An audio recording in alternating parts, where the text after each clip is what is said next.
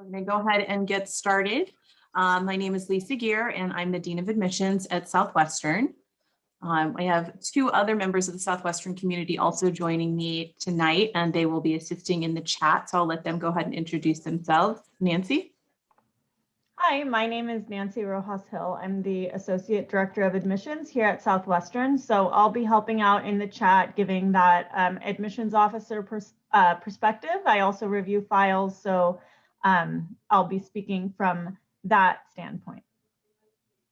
Thank you. And Brittany? Hi everyone, I'm Britney Butler. I'm a current 3L traditional day student. We'll be graduating in May. I'm really heavily involved in criminal defense. I've worked for the Orange County and the LA County Public Defender, as well as the Los Angeles Innocence Project and the ACLU. I'm the current co-president of the Mass Incarceration Awareness Law Society on campus, as well as other student organizations involved in them. So I will be the student perspective in the chat. If anyone's interested in criminal defense, feel free to email me and I'll be happy to chat with you, but I will be in the chat for any student questions that you have. So. Thank you, Brittany. Okay, so the layout for tonight is I'm going to do a quick PowerPoint that kind of hits, I think, all the tips that hopefully you find to be helpful in your application process. So the main focus for tonight is going to be the personal statement and letters of rep, but time permitting, I'll try to answer other questions that relate to either Southwestern or other aspects of the admissions process. And then I want to allow as much time as possible for questions. So I'm not going to take questions during the PowerPoint, but as soon as we get done with the PowerPoint, we'll go through questions. We'll use the raise hand feature in Zoom. And if you're not sure how to use that, you can come on camera and raise your physical hand and I'll call on you that way. So let me also start our live transcript. Okay, so with that, I'm going to go ahead and share the PowerPoint.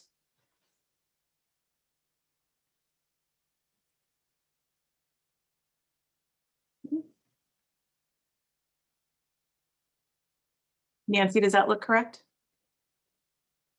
Yes, it does. Great, thank you. Okay, so what is a personal statement? Well, generally speaking, it's 2 to 3 pages, typed, double-spaced. There may be a specific question that the school wants you to answer, or questions, as the case may be, or most likely it will be open-ended, meaning you can write about anything, but you cannot write about everything. Why do law schools use personal statements? Well, it's a sample of your writing. Other than the Lsat writing sample, it's really the only other writing sample we have in the application review process. It allows us, perhaps most importantly, to really get to know who you are as individuals. And that really becomes quite significant when we are trying to figure out, right, which additional members to add to our community. It's used in lieu of an interview. So most law schools do not have an opportunity for you to interview during the admissions process. We happen to, because we have some other programs that allow for that. But for the most part, you will not have an interview when you're applying. And so this really is your only opportunity to kind of make that same type of impression that you would have in an interview. It's a reflection of your judgment and your professionalism. I cannot underscore this enough. In fact, the entire application that you submit, including your letters of recommendation, are also a reflection of your judgment and your professionalism. It allows schools to see how interested you might be in our particular schools, right? So to the extent that you really do your research and you really get a feel for our programs, our externships, our clinics, you know, Brittany named a number of things that she's been able to be involved in Southwestern. If those are things that are interesting to you or other things, right? Part of your duty as the applicant in this process is to research schools and try to find a good fit for yourself. So sometimes it can be really impactful to incorporate some of that information in your personal statement. And it helps schools answer the question of why you, right? So in particular, when there are candidates, and there always are, that have very similar quantitative elements, which means like your LSAT score and your undergraduate GPA, these things, these sort of softer factors, help us kind of differentiate between applicants that may otherwise look similar numbers wise. Okay, so tips for the personal statement. There are certainly more tips beyond these 6, but I tried to make them as condensed as possible. So be accurate. Read through the personal statement prompt, if there is one, and determine if there's anything in particular being asked of you. It's really important that you make sure you follow all of the instructions. Whenever there is any ambiguity or doubt, you should definitely feel free to contact the admissions office at each school to get that clarification if you need it. Be personal, write from the first person, right? I, me, and write sincerely. This is your story. And if it's done correctly, it will detail why you should be given an opportunity to attend law school. Tell us who you are, how you would contribute to our law school community, why you would be a great fit, and why we should take a chance on you based on your strengths. Be confident. The personal statement is really where you allow yourself to shine. So if there are other elements in your application that you feel may be a little bit weaker, or you may perceive them to, perhaps be a red flag. And so I'll just, throw it as an example. If you had a bad semester in school, or if you don't feel like you did as well on the LSAT, you should still address that. But you would want to do so in an addenda, not in the personal statement. The personal statement, again, is leading with, I'm amazing, and you should want to have me in your program. Explain the other things separately. Be impactful. Don't assume that anybody else's story is going to be like yours, because it won't be. Even people who are of the same family or who've had very similar experiences, they relate to circumstances differently. So tell your story. And if you do so, it can really resonate, quite well. I would also say, I could have put this in my don'ts, but maybe I did even, to avoid quotes from philosophers, world leaders, poets, even song lyrics. That's very different than if you have your own personal mantra, but oftentimes when people use quotes, they don't use them properly, and it can be disjointed, and it can be a negative really in the file. Be meticulous. This really means that there is absolutely zero room for silly mistakes, right? Your grammar should be perfect. The spelling of the word should be perfect. You shouldn't have the wrong school's name in a statement. That happens. It's very unfortunate. It's definitely something I don't look favorably upon. So make sure it's really, really sharp. And be judicious. I mentioned before that everything in the application process is an exercise in your judgment. The personal statement is meant to be professional. Again, if you're thinking about this in terms of a written interview, what are the types of things you would come to an interview and tell about yourself, right? Lead with that mentality. It's going to be probably where you went to school, why you majored in whatever major you have, what is it about that major that you really enjoy, maybe why law school. You might talk about challenges and things like that you really overcome, that you're really proud of. Those are kinds of the things that often make for the best personal statements. Okay, what not to do. Don't offend the reader. So an example, this is a very outrageous example, but I think it really does kind of shine a light on the point I'm trying to make, is that, we had more than one application over a couple years where the person wrote a very glowing personal statement about Hitler. And they talked about what a great leader that Hitler was. Now, it was just their tragic misfortune that in both of those cases, the file reviewer, beyond the admissions reader, but the next person to read it, the admissions committee member, was also a person of Jewish descent who had lost family members to the Holocaust. You can probably imagine that didn't go so well, right? You don't know who's going to be reading your files. You don't know what each person, believes, or their individual bias. And this is a very subjective process. So that is not to say that you can't talk about politics or you can't talk about religion, right, which are generally kind of the two taboo subjects. You can, but you also have to be able to do so in a way that is civil and non-inflammatory. Okay? Don't be crass. Don't use quotes that aren't particularly meaningful to you. I mentioned that earlier. Don't talk too much about someone else. So an example of this is when a person writes a personal statement and they say, you know, my grandma is the best person I know. My grandma did this and my grandma did that. And they go on and they go on and they go on. And 2/3 of their personal statement are written about how wonderful their grandmother is. And that may be true, and that's lovely, but that's not really what the purpose of the personal statement is, right? It's not really conveying why you should be admitted to law school. It just makes us think your grandmother is super awesome, which is, you know, not your goal. Don't use the wrong school's name. I mentioned this briefly earlier too. That's a big pet peeve of mine. It wasn't always, but you know, it's really grown on my list of what not to do, because when I think about what we're really trying to achieve here, right? Not only are we trying to read someone's application and figure out, well, who's going to do well at our law school? We're also trying to figure out who do we want to be, you know, advocates for the communities that our law schools serve. And part of that is knowing that when you graduate from our school, right, and you're going to have benefited from all of the education, but that you're also going to approach it with the seriousness and the professionalism that your clients deserve, right? So if you think about it in the most, you know, dramatic situations, you can't go to court and have the wrong client's information. You can't submit information, you know, about your client's citizenship hearing and misspell their name. You know, there's so much gravity to the work that each of you will eventually do. And it really does begin at this step. So we really want to make sure that everyone is taking this process just as seriously as they would the process of being someone's advocate. Don't stand out by trying to do strange things.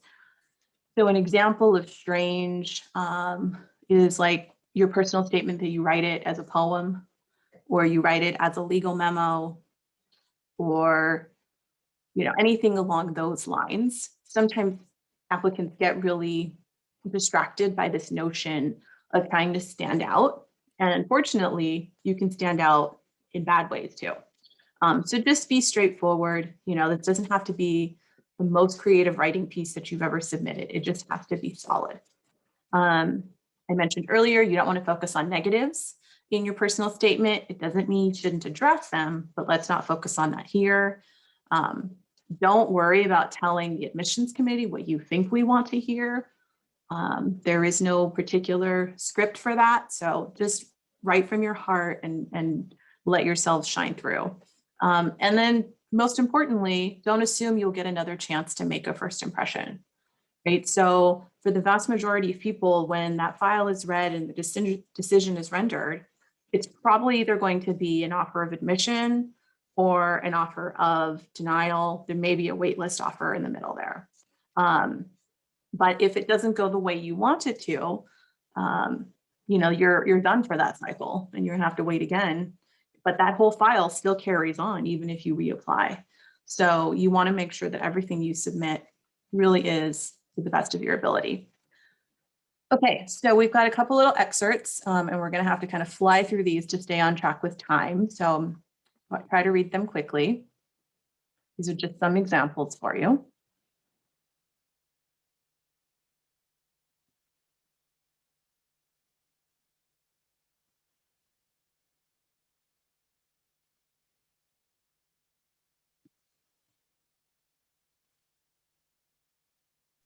Everybody got that first one? Okay, we'll go to the next. This is the same person continuing.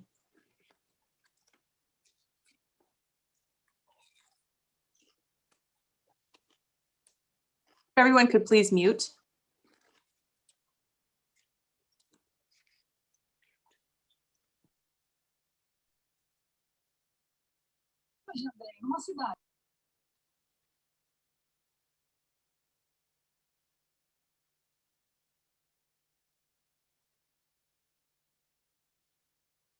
Okay, so before we go on to excerpt 2, if anybody wants, to kind of just jot down some thoughts about this, we can get to these in the Q&A portion.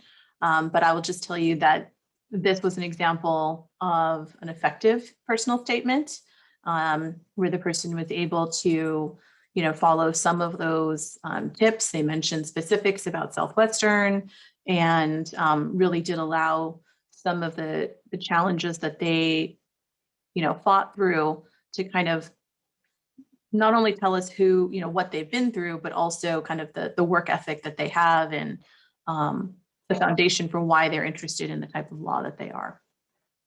So here's another sample.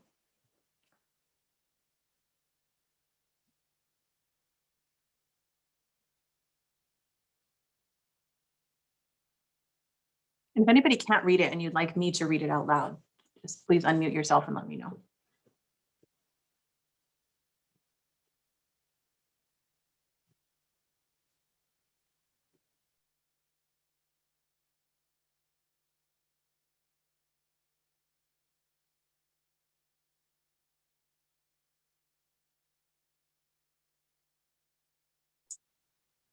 Okay, there's the second half of the second person.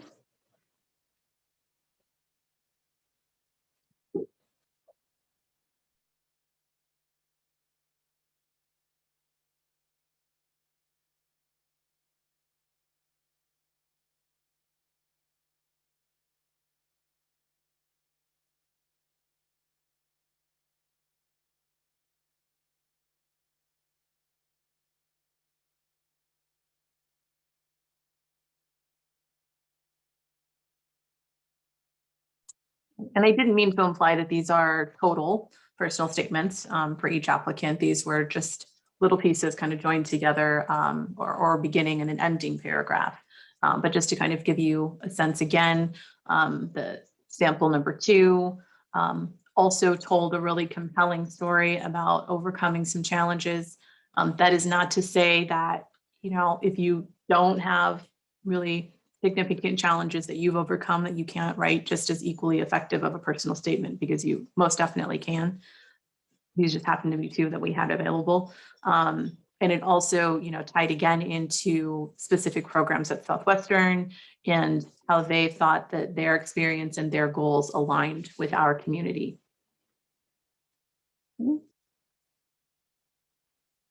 Okay, so letters of rec or LORs. They are often added to your file because they allow a third party to support your assertions that you should attend law school. It's probably the least biased information that we could have to review in the application because they are written by someone else. They can be either professional or academic in nature, but they can never be familial. Okay, so you'll have some samples here. Again, these are just small little excerpts. And you can make determinations for yourself if you think these are effective or ineffective, and then I'll tell you my thoughts.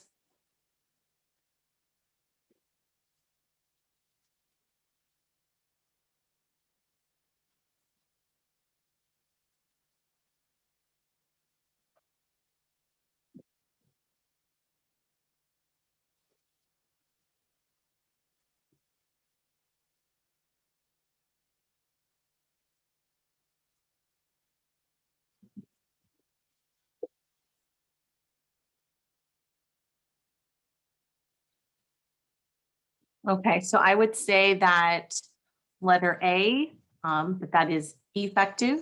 So in the sense that if you have someone write an academic letter for you, if this is a person who has been teaching a long time and, really you've done very well in their class, and they have a statement such as this to share about your abilities, this can be very persuasive. B kind of cuts both ways. So it mentions that the person struggled, but it also mentions that they had tremendous growth. And that's something that also can be compelling and effective. C also kind of cuts 2 ways. So I mentioned that they should not be familial. Now it just so happens that in this case, the person's also observed her in their law firm. What I would have preferred is that someone else in the law firm wrote the letter. It doesn't have to be actually the applicant's uncle. So that could have been a little bit stronger with that adjustment. And then D, again, it's pretty subjective. I can appreciate that this person was able to take criticism and try to improve themselves and did the work by going to office hours. But I'm also a little bit concerned that this professor describes them as an average student. So depending upon maybe where they went to school or what their major, right, that might give me some other elements there to consider. Okay, here's 3 more for you.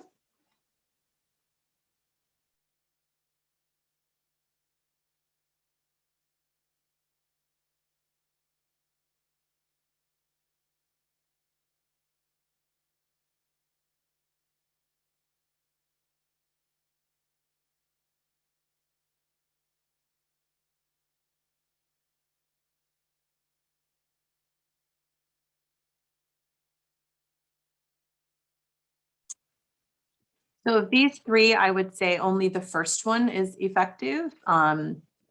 Letter E, so it describes, the essays this person has written, including longer ones and the high grades that they received. It doesn't hurt that they're sort of relevant to the topic of, things that students might also be discussing in law school. So I thought that was okay. It's probably not the best thing I've read, but it's okay. F and G, though, however, are ineffective and essentially do not add anything to the file. F is an example of the type of letter that someone might write if they don't really know you well, or if you've already gleaned that they're the type of person that's very boastful of their own accomplishments. We unfortunately see this a lot in letters where the person spends, several paragraphs talking about why they are so wonderful, and barely has anything to mention about the candidate themselves. And then similarly with item G, this is really more of along the lines of a familial one, even though they're not a direct relative, but they don't really have anything to add because the relationship the recommender has is with the applicant's father. And so similarly, sometimes these can be submitted by people who have very prominent positions. They might be judges or senators or something like that. And the applicant can think that their position is, impressive and ask them to write a letter on their behalf. But the reality is, if that person doesn't actually know the applicant, it's a missed opportunity. And so going back to the concept of judgment, this is unfortunately a poor example of their judgment. Okay. So some tips for the letters of recommendation. Many of you have worked throughout going to school, and so you might be able to draw from both academic or professional letters at the same time. But generally speaking, if you are 2 or more years out of college or graduate school, if you've already gone to graduate school, then we're not expecting an academic letter. If you're less than 2 years, the expectation is probably that you would have one. Now at Southwestern specifically, we don't require that they be academic versus professional, but some schools definitely say they have to be academic regardless of the circumstances. So just be mindful of that. Again, every school is different. And so you're going to want to make sure you know the rules and the instructions for each school. To someone who knows you, I mentioned this a little bit in my last comments about one of the excerpts. You want to make sure that whomever you are asking to write a letter on your behalf, is armed with information about you. You've made an appointment with them. You've given them your resume, your transcript, a really good draft, if not the final, of your personal statement.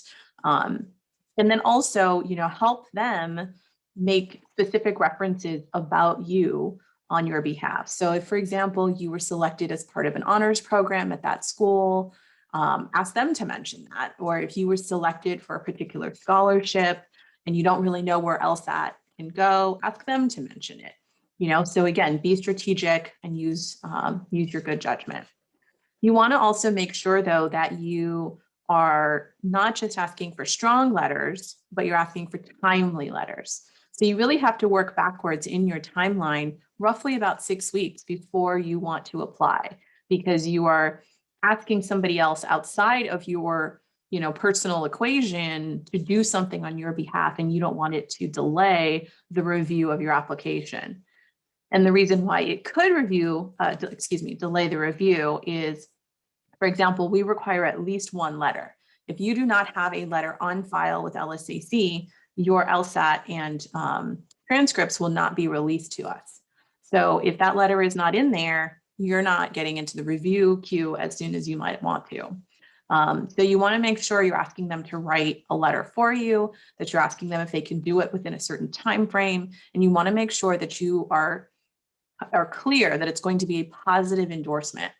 So what this means is when you ask them about these, 3 little sub questions, if you get any kind of pushback, if they're saying, oh, I'm really busy, I'm not sure I have time, or, oh, I'm not sure, can you ask someone else? That's maybe their way of saying either I don't have time, and this could make your application late, or it could mean that they don't really feel strongly about you going to law school and they cannot positively endorse you.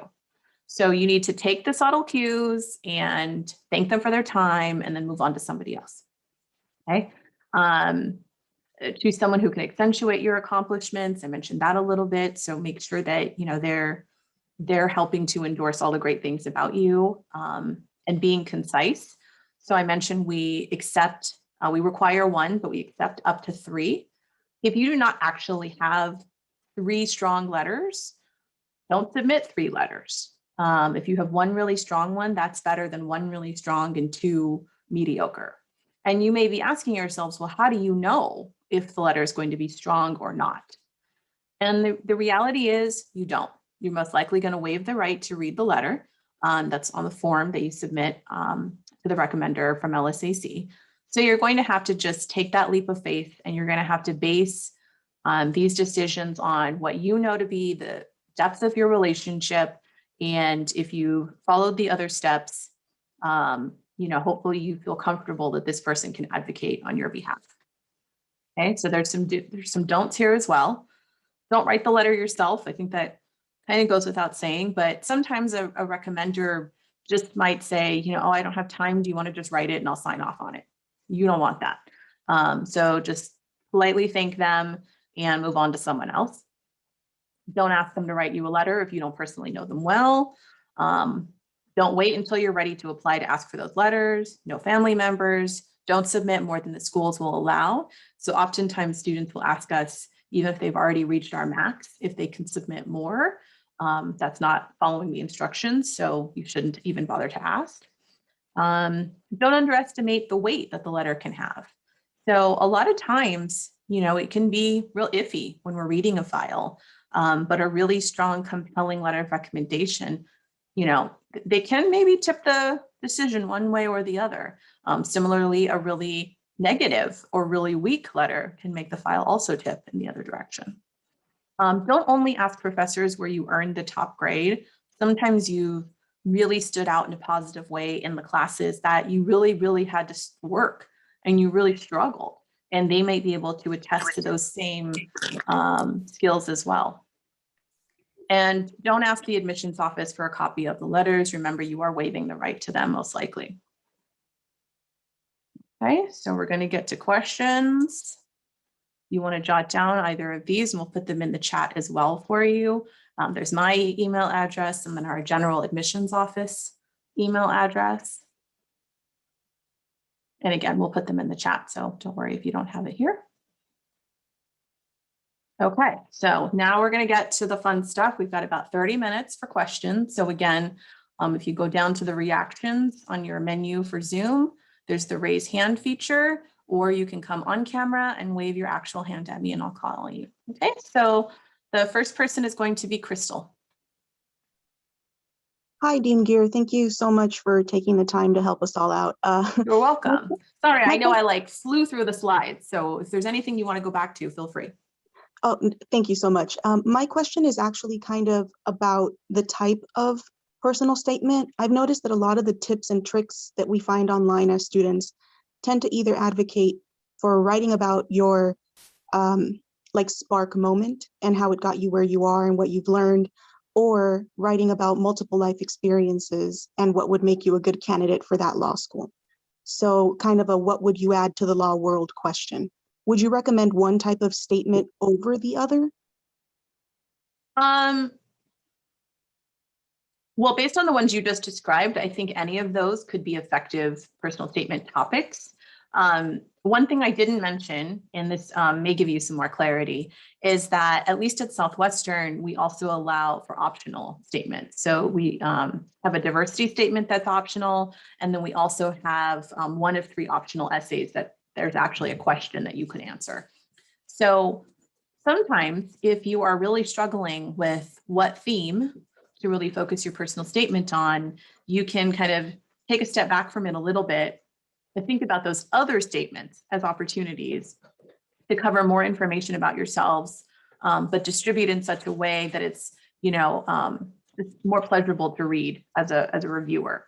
So, write about one thing in the personal statement, write about some other aspects in the diversity statement. And if you want to, you have that third option. I'm not suggesting everybody write all 3 statements. Most people write, well, the personal statement is required. A lot of people also write a diversity statement. So you really have to just kind of figure out what is it that you want people to know about you and why you might be a good fit.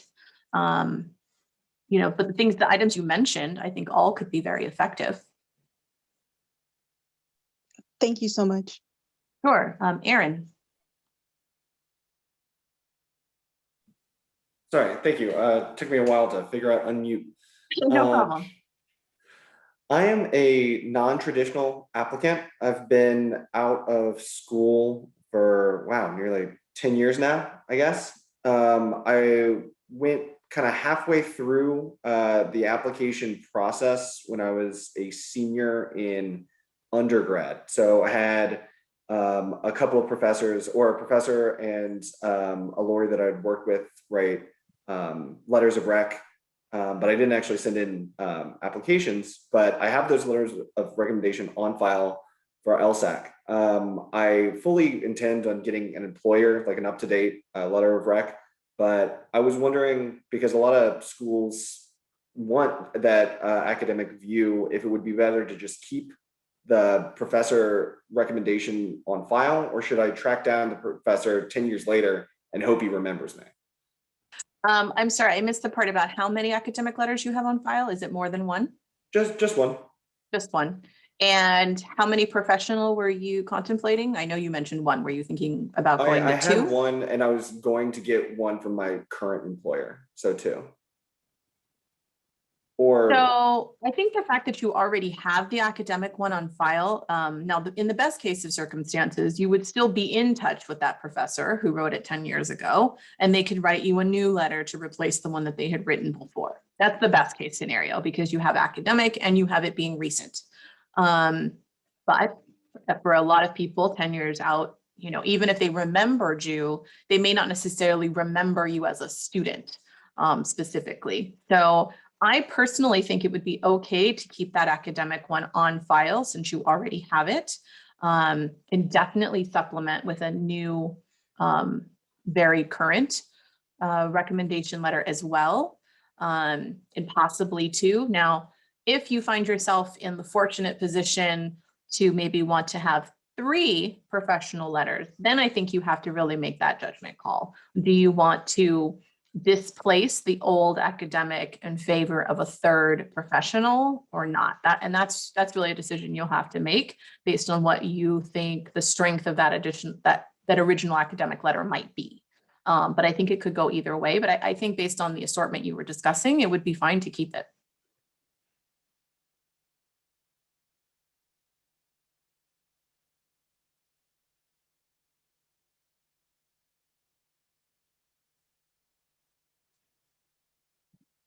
So we'll go ahead and go on to Ryan. Hi, Dingear. So I actually myself am also a non-traditional applicant nearing 10 years out of school at this point, and was wondering if you had any advice or kind of standout parts of personal statements that you've seen from applicants like myself and Aaron.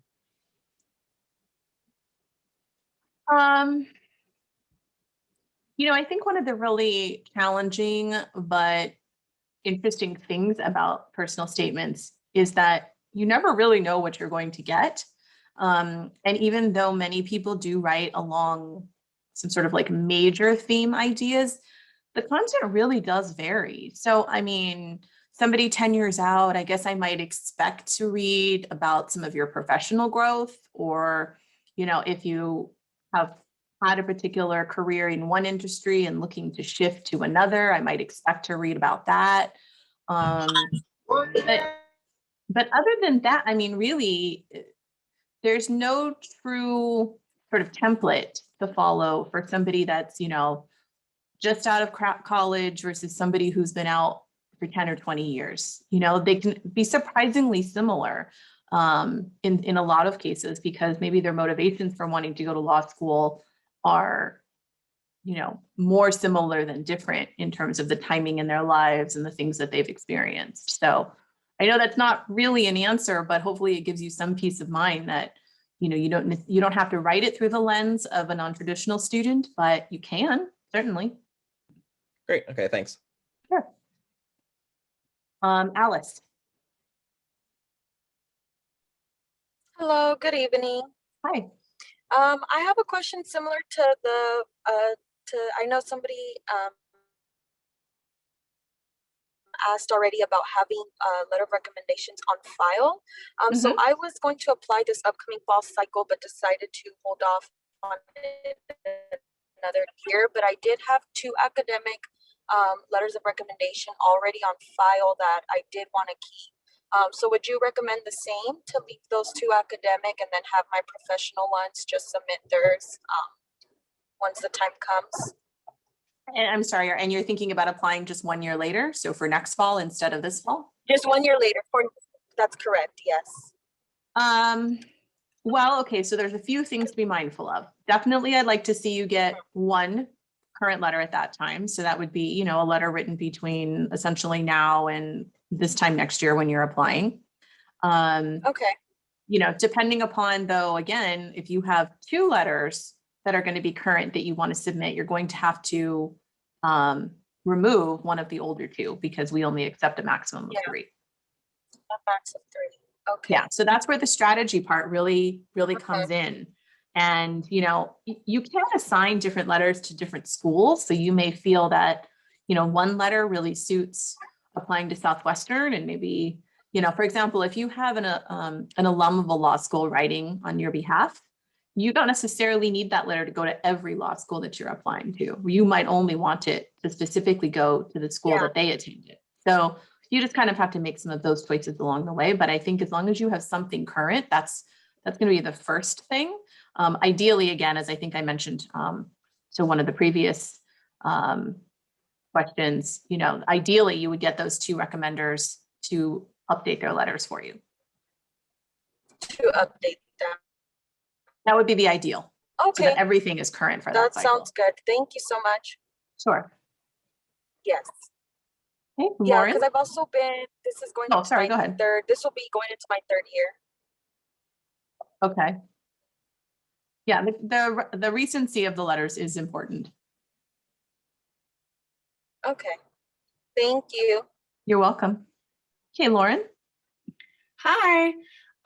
So I was just wondering if there is any sort of sweet spot in the date of submitting your application. So I know that I've heard from a few other admission advisors that January is a good time. Do you think similarly, or? Gosh, that's a really important question that doesn't have a really super simple answer. So here's what I'll say. You have to really know the schools that you're considering applying to. You need to know what their cycle looks like. You need to obviously know what their deadlines are, and you need to understand, how they receive files and send out decisions. So what I can tell you about Southwestern is that we open the application every September. We start admitting people a little before Thanksgiving, and we keep doing that all the way until we get to school starting in August. Or if you're in our 2-year program, they start in June. So it's a really long period of time. And that's that process of admitting people along the way is called rolling admissions, and many schools have rolling admissions. Now our posted deadline, our first deadline every year is April 1st.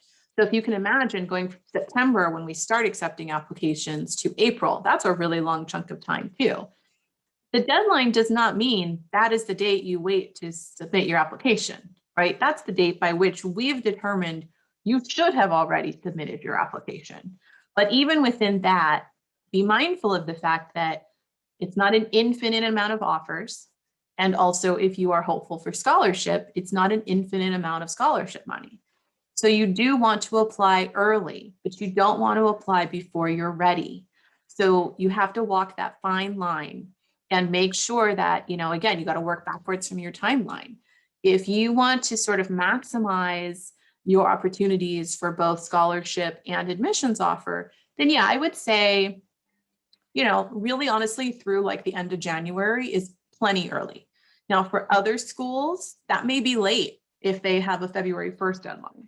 So you kind of have to have everything, written out in your spreadsheets. You have to be working with all the information to kind of make a plan. But that also means, if you want to apply in January and your hope is to get a decision, sooner rather than later, then that means you had to have already taken the LSAT. You already had to have asked for those letters of rec. You already would have had to start preparing for the LSAT, right? Which is, a 6-month endeavor for most people anyway. So it's possible to do all of that in a much faster turnaround time. And again, we're still accepting applications now. Our deadline's April 1st. We'll still be accepting them come May and come June. But the numbers of offers that we will make will start to really dramatically reduce as we get closer to the start of school. Does that help answer your question, Lauren? Yes, that was super helpful. Thank you. You're welcome. Okay, Jeremy.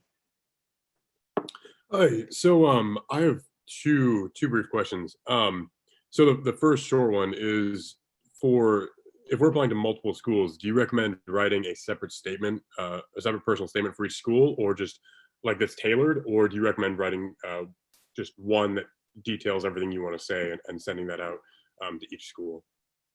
So the first thing I guess I would say is, as long as you're still following the instructions, right? If school A says to write about why the sky is blue, and you submit that to school B, who doesn't say anything at all, they're going to think, this is a strange topic. Why is this guy talking about the sky being blue, right? It's not going to fit. So possibly you could write the same statement and send it to multiple schools, so long as, it covered the instructions aspect of their personal statement question or section. To the extent, though, that you probably don't feel the same about each school, or why you would like to be an applicant there, or what programs that they have that interest you, you may want to try to tailor it a little bit. Now that is different than just the last line of your personal statement saying, and I would really like to go to Southwestern Law School. And then the next one says, and I would really like to go to some other name law school, right? That's not what I mean about tailoring. But chances are, if you're really diligent in this phase of your journey to getting to law school, chances are you've researched, you've looked at clinics, you've looked at their concentrations, you looked at their externship programs, you've looked at the experiences that some of their alums have had in their careers. You might have looked at what some of the faculty, specializes in their particular research. If any of those things really click for you, they're not all going to. And they may not even, every school may not even have something that really clicks with you. So that can be perhaps more of a well-written but more generic personal statement. But when you do have something that really, really just strikes a chord, maybe give that school a little bit more attention in the personal statement and tailor it a little bit more, because it can, if it's done effectively, it can really stand out.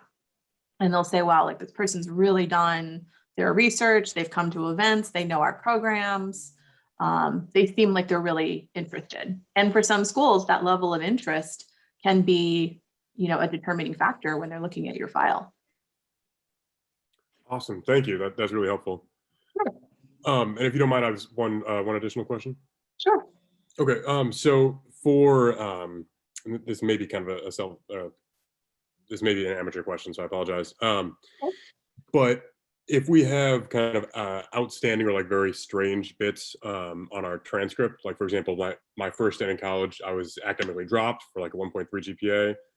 4 years later, tried again, and I'm about to graduate with a 4.2. So I know they kind of mesh those together, so it'll look, like a reasonably good GPA, but two very distinct portions. Is that something that I would want to make note of in the personal statement, or that would most schools have like a separate?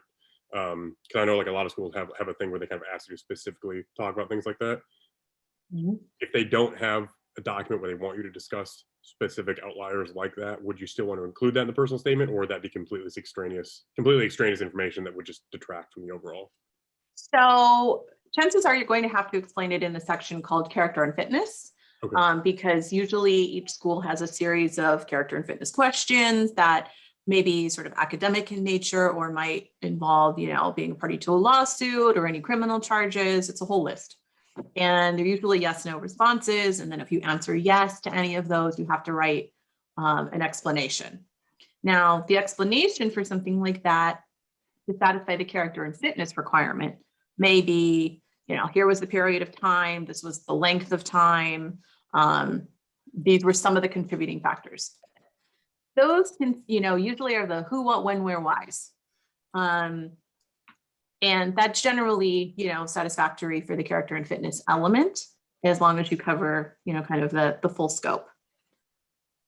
However, you may want to spend some additional time in an addendum, which is another place that something like this could be mentioned, because you might want to try to convince the committee that the student you were when you started off is not the same student that you are now. Now, granted, we will see your transcripts, we will notice the trend, but what I always try to say is we will make all sorts of assumptions. And personally, when I review a file, I start with something called the CAS report. And the CAS report has your LSAT score. It has the summary of your grades. It has, where you went to school, some really sort of basic information, and then it goes on to some other content. But I start there and I immediately have an impression. And then I read the rest of the file to see how right I was about my impression and what things augment what assumptions I made. So if I see somebody that has a really low starting and a really high end, I might wonder about change in major. I might wonder about maturity level. I might wonder about all sorts of things. So you write an addendum to cover it, to make sure that you've explained what had happened. And for the most part, committee members really just take you at face value. If you say it was because, you didn't like school, but later you really, developed a much greater appreciation for it, I'll believe you. I have no reason not to, right? Your grades will be indicative of that change. Now, where you can maybe, this is a big maybe, but where you can maybe write about this in the personal statement is, because remember I said, don't focus on negative things in the personal statement. The difference being if you've been able to turn the negative into a positive, if it's been sort of like a catapulting point. So in the case of many applicants, they don't start off well in school because maybe they're in the wrong majors, maybe they were pressured by their families. And I wouldn't go into like the nitty gritty about like, oh, my family pressured me and in my personal statement. I wouldn't do that. But you could allude to really finding yourself in your education, after a weaker start. So I might leave the who, what, when, where, why kind of factual stuff to the character and fitness explanation and the addendum, but I might touch upon it in the personal statement if that was the arc in the story I wanted to tell about my trajectory. Does that make sense? This is where the art of it really has to kind of come in. Yeah, that was really helpful. Thank you very much. Sure. Shilpa. Yes, hi. Good evening, everyone. Good evening. Thank you. So my question is a follow-up to a question that someone else had earlier about recommendation letters and putting the application packet together this year, but then applying next year. So I am putting the application packet together, but it kind of is dependent on my LSAT scores. And so if I put my application packet together this year, meaning my transcripts and my letter of recommendations, but my transcript is the June one, which may not meet the cutoff for fall 2021. And because it's rolling admission, can I still use the entire application packet from this year for next year? You know, it gets really tricky. If you're a really late applicant, and we do take the June LSAT, but it is late and we only take, you know, a handful of really strong candidates. There's a part of me that says, well, it's kind of silly that you would have to redo everything just to apply 2 months later, right? When the new application cycle starts. So I do recognize that. But, you know, I also think that if this is something you really want, and by this I mean acceptance into law school, you will do whatever is within your power to increase your chances. And so, you know, if your letters were just, let's say they're dated now, they're dated March, and you apply in June and you're not accepted, and then you reapply in September, I think your March letters are fine. Okay. I think that's fine. But, you know, sometimes the letters people wanted to use for this cycle are really dated really in last cycles. So they could have, you know, been submitted in June of 2020. Now from June to 2020 to now, that's still okay. You know, it's not as current as it could be. It's okay.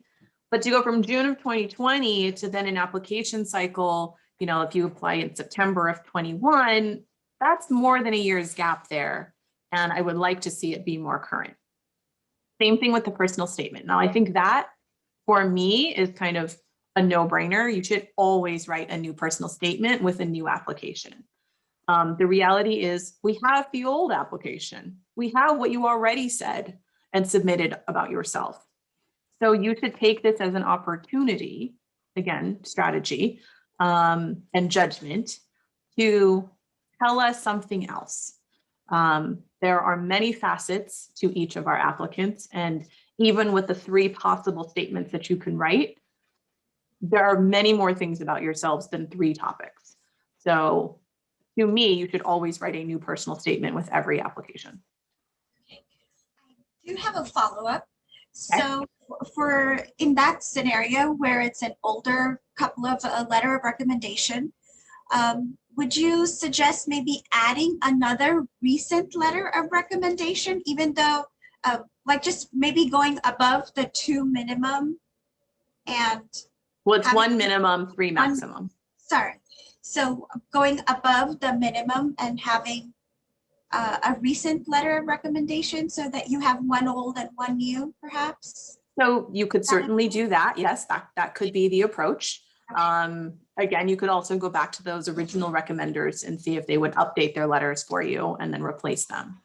So that's the other option. You could do that as well. But yes, what most people do when they have slightly older letters that they still want included and they don't want to or can't get them replaced by the same individuals is they submit a new current letter. Got it. Okay. Thank you so much. That's very helpful. You're welcome. Sure. Okay. Caitlin. Hi. I have 2 main questions. One, you say, I don't know if you covered this, I entered a little late, but for the letters of recommendation, you say there's that our professors recommend, you know, skills that we believe would be good for law school. And I was just wondering, what are those skills that are good for law school? Well, I think, you know, if you take a step back, right, I think all professors and most of the admissions committee are professors. They're looking for similar traits in applicants. They want to know that, you know, you would be somebody who would work hard. They would want to know that you are somebody that, you know, kind of goes above and beyond, right? And that can look differently in different situations, but it might mean, more office hours, or it might mean being part of study groups, or it might mean leading those study groups. It might mean going for extra TA sessions. It might mean, doing practice exams. It depends on the scope of things that, you could do. But what those things tell us, besides just the fundamentals, that like, wow, this person's, really working on becoming better at calculus or philosophy or whatever the class is, it really tells us that this person has a lot of really strong work ethic and that doesn't shy in the face of a challenge, because those things are very transferable traits to what we would want to see in the advocates that we have for, future clients that they would be representing. So it's kind of just an interpretation on that. Okay. And one question about the personal statement. I don't know what type of law I want to get into. Mhm. And so how would you say, like, I truly don't know what kind. I'd like to figure that out in Southwestern possibly, but what would you Sure. recommend? Well, some people have an idea of what type of law they might be interested in, and their mind changes. Some people never change their mind and they finish law school trying to pursue exactly what they started law school wanting to pursue. So everybody's a little bit different. The beauty of something like a law degree is that it's incredibly versatile. So many people do kind of shift their areas of focus, if you will, their area of practice, many times in their careers. So the JD is really quite general in nature and by design. Now, schools do offer, and Southwestern is included in that, concentrations. Those are really just ways where you can formalize your areas of interest and, take things under a certain umbrella of what that concentration is and kind of consolidate your interests. But, unlike undergraduate school, you don't have to have a major in law school. You don't have to have a concentration. So you can really have as generic and as general of an education, or as specific of one as you think would be important. Now, I think it's good to have an idea of the type of law or areas, plural, that you're interested in, only because it does kind of help you figure out which schools might be a better fit and might have programs that you're really going to be interested in. So if you can try to get volunteer experience at different law firms, or ask to meet with local attorneys, and you can even do that virtually. Look up people on their LinkedIn's and things like that, and you can talk to people about their different careers and as attorneys, and maybe that might inspire you. But if you already have an idea, great. If you don't, that's okay too. You may find out sometime in your first year, or you may prefer just to kind of take a scattering of different electives. So how would I address that, I suppose, in the personal statement, when I noticed some of them? If you didn't know what type of law you wanted to practice, then I probably wouldn't talk about what type of law you wanted to practice. That would not be a topic that you could really flesh out. So I would probably focus on some other aspect. Oh, you must have an idea of why you want to go to law school, which is different than the type of law you might want to practice. So you could, perhaps focus on a different theme instead. Okay. All right. Thank you. You're welcome. Okay. So technically we've reached our hour. I know we have a few more hands up, so totally happy to keep going, but I want to be respectful of everyone's time. So if you need to leave, no hard feelings. And I hope you found tonight's program to be helpful. Okay, so let's see, Ashley? Yes, can you hear me? Yes. Okay, awesome. I have a question. So if you changed your major, like for example, when I started college and I was 18, 19, I thought I wanted to be a business major. And then throughout the years, it took me a couple extra years because I changed my major about 2 more times. So I realized that I really liked history and I graduated with honors and all. Do you know if that will look good, or if that shows in our transcript when we send it and it might not be appealing to schools? Well, your whole transcript is sent. So what Okay. I do recommend is that you get a copy of every transcript from every undergraduate school, any community college, even if you took classes as a high school student. Okay. You have to submit official copies of all of those to LSAC, and they'll calculate a new CUME GPA for you. But you should have a copy, even an unofficial. We see you have something for your records. Oh So yeah, you can see what's on the transcripts, and then you can address whatever shortcomings in an addendum. Mhm. Oh yeah, I didn't think of that because I don't know, I'm from Texas. So in our most high schools over here, we have dual credit college courses with our local community colleges. Yeah, So would so you I would have have to to get a submit transcript those from my too. community college? Yep. Okay, awesome. Thank you. You're very welcome. Sure. Jose?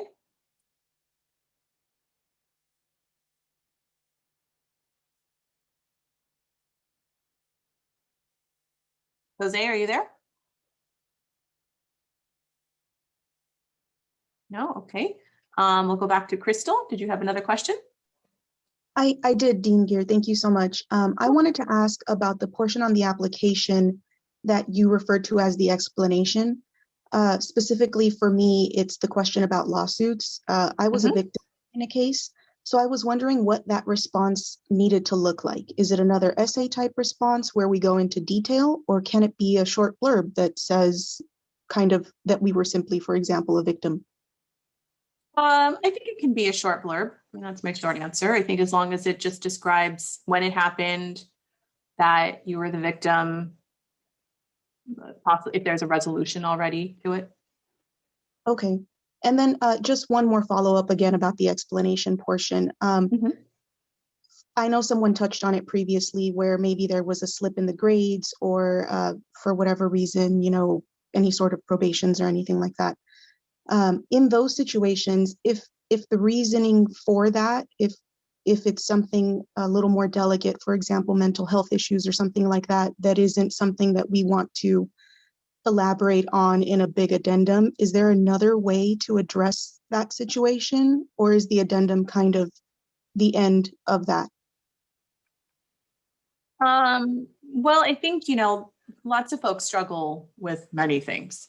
And so we're not sort of new to reading, you know, those types of statements. I will say though, you should only share as much as, you know, you're comfortable with. If, for example, somebody was struggling with mental health during a period and it affected their grades, you know, they can say that. They don't have to go into any greater detail. If they're comfortable with saying that, that would suffice. They could also refer to, you know, going through some personal difficulties. You know, there's several ways to kind of describe a situation without, you know, perhaps making yourself feel as vulnerable. But the addendum is really the place. There's not really any other opportunity that you necessarily could expect to cover it. You know, in theory, I suppose somebody could mention something if they had an interview, but most people don't have an interview, so I wouldn't assume that you would get a chance to tell somebody anything that you would want the reviewers of your file to know and to benefit from. You would have to put it in the application somewhere, and something about grade trends or challenges and things like that, they really belong in the in addenda. Okay, perfect. So just because I was looking at the Southwestern application and it looks like in the character and fitness, there is that small box. So we should preferably leave that blank then and just submit the addenda separately. So the character fitness questions will only have you answer yes or no. And then if you answer yes, you will be required to upload another attachment that addresses it. And that's where you'll have everything written out. But, you know, there is a distinction between the character and fitness responses and other things that you may just want to share. So if you struggled in school, but it never rose to the level of academic probation or disqualification, then chances are you won't have to answer the character and fitness in the affirmative. But you might still want to mention why your grades were what they were. Does that make sense? It does, absolutely. Thank you so much. Sure. Lynn. Thank you, Dean Gear. Just had a quick question about grade transcripts. You mentioned that if you had a multiplicity of institutions that you attended, like you took courses at the community college in the summer, and you also have a transcript for your regular school. So you would submit all of those transcripts, and then they take all of those grades and calculate an overall GPA that is cumulative of all those transcripts, or how does That's that exactly work? correct. So, Okay. Let me take a pretty common example. So a lot of folks go to community college and they transfer to then their four-year university afterwards. And when they get to the four-year school, they have all sorts of units that they've amassed and that they get credit for. But when they start at that four-year school, they have a 0 GPA, right? They're starting from scratch. And then they take the classes there, they finish their degree, and they have their degree GPA from that graduating university. But what LSAC does is they take all of the grades that you earned all the way back to when you very first started at community college, and they will add them all together and give you a new cum GPA. So that cum GPA is very different sometimes than the degree granting GPA that you might be more likely to assume is what schools are using, because many people think it's just, well, I graduated from UCLA or CSUN or USC, and here's my GPA. And if that's the only school you went to and you didn't have any grade changes, you didn't take a class over for a better grade, anything like that, then that may be in fact the same. Your cum and your degree GPA may be the same, but most people have something in there where it changes it. Now it can increase. Your cum GPA could be higher than your degree granting GPA, and it can also be lower.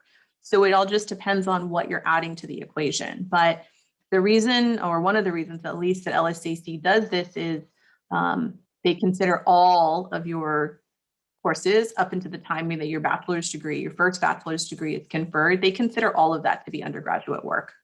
And so that's part of what goes on into all of this. And then separately, schools have different grading systems and different, levels and whatnot. So the process that LSAC does really kind of levels things out because they normalize everybody's GPA relative to each other.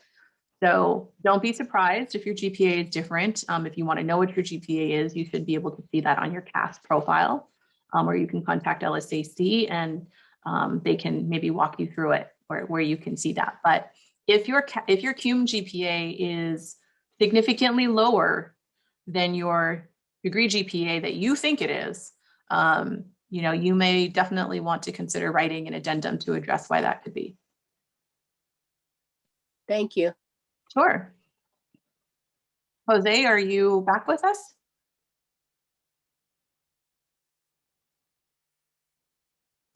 Yes, I am. So thank you. For some reason, I didn't hear you the first time you called me, but I've seen it out there. So I have a couple of questions. The first question I have is addressing the character and fitness statement that you said earlier. You did say that if you were a part of, that you would have to mention if you were a part of a lawsuit or a party of a lawsuit, correct? That's one of the answers. That's one of the questions, yes.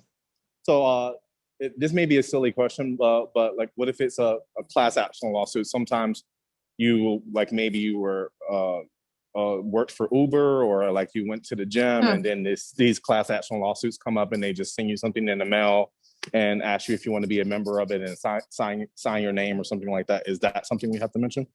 That's a really good example. I'm so glad you asked that. And the answer is yes, you should disclose that. Okay. Oh, when in doubt, disclose. Roger that. So my next question is about concurrent degree programs. So I'm a graduate of CSUN in screenwriting, and I'm considering going to CSUN for my master's in public administration. How does it work if you all don't currently have a concurrent agreement with the school on that program? When are you thinking about going to the master's program, and when are you thinking about going to law school?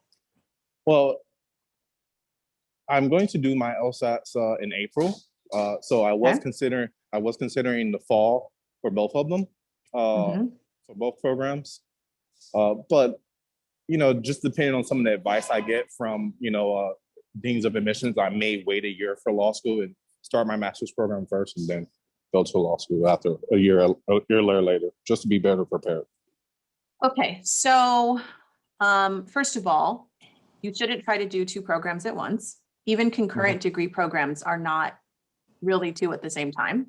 Okay. They tend to be staggered, one semester on, one semester off, that type of thing. We have a JD MBA, for example, that's a concurrent degree program, and they do the first year of law, the second year business, and years 2 and 3 are a combination. But again, they kind of do one semester at one school or the other. Another reason I would suggest that you don't do this is because you cannot get federal financial aid for two schools at the same time. And that may be cost prohibitive if you don't have, tens of thousands of dollars laying around to pay for it out of pocket. But perhaps the most important and really compelling reason is that law school is really hard, really, really hard. And, if you are not ready for that level of commitment where, you're going to study,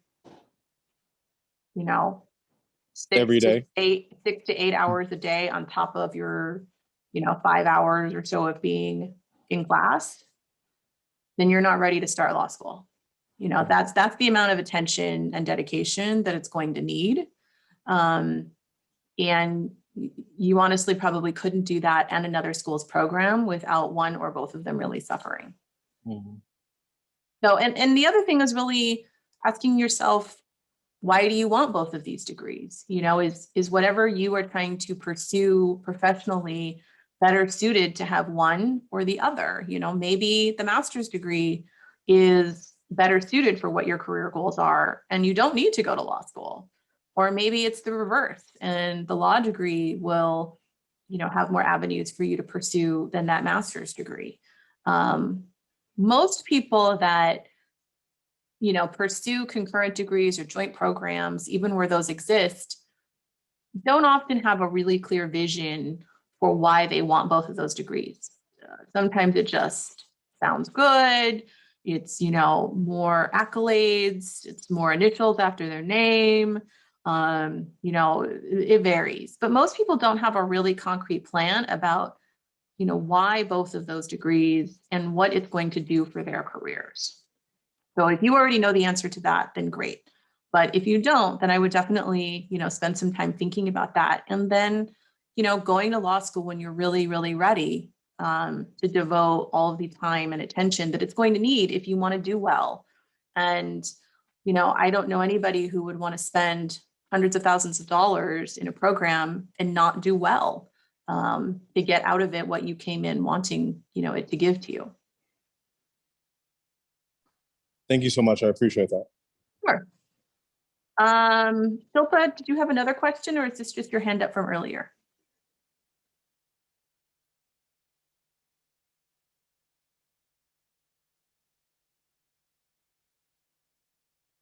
Okay, well, maybe not.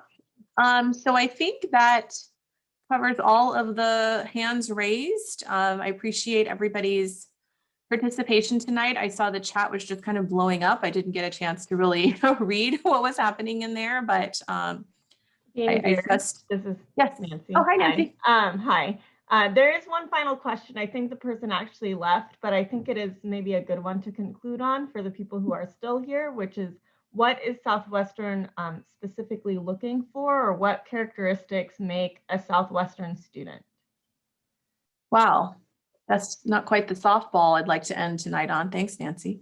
No, I'm only kidding, but no, it is a really good question and really relevant. So, I think to know the kind of community that Southwestern has is to know, our history. It's rich in diversity. It serves the members of LA, both in who is attracted to come to Southwestern as students, but also the community that those alums go out and work in.